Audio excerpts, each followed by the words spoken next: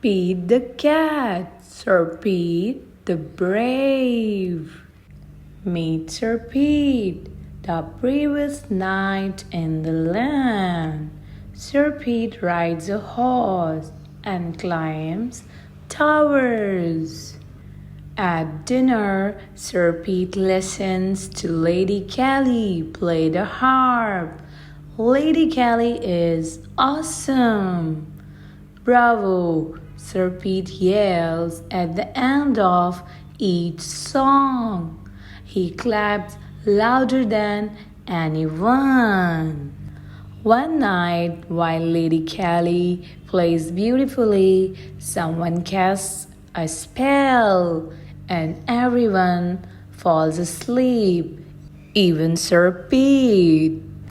The next morning, Lady Kelly is gone. Oh no, says Sir Pete, the brave.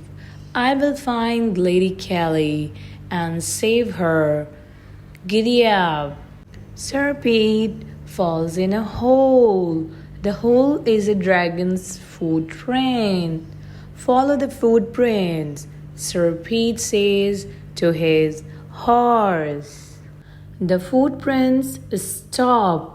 Where did the dragon go? Sir Pete looks up and sees the dragon flying across the lake with Lady Kelly and her harp. Sir Pete can't fly, but he can row. Across the lake he goes. Sir Pete sees a dragon cave. He has to go inside, but it is very dark. Then he hears music. He must save Lady Kelly. He won't be scared. He finds a harp, but no Lady Kelly. Sir Pete will not give up. He climbs the highest hill. He looks around for Lady Kelly. Then he hears a loud growl. Sir Pete is scared. The hill starts to move.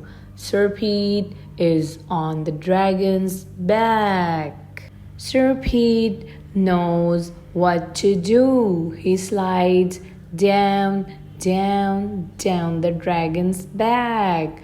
The dragon sees Pete and roars. Sir Pete says, Lady Kelly, I will save you. Save me, says Sir Pete, but I came to save you. Sir Pete and Lady Kelly start to argue. The dragon starts to cry. I just wanted to sing along. The dragon sobs. I didn't want to hurt anyone.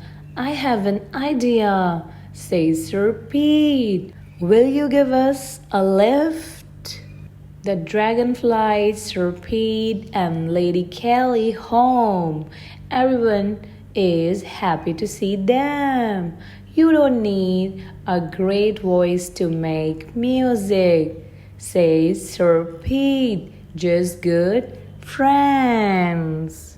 The dragon joins the song. 3 cheers for the Lady Kelly and for Sir Pete the brave. The end.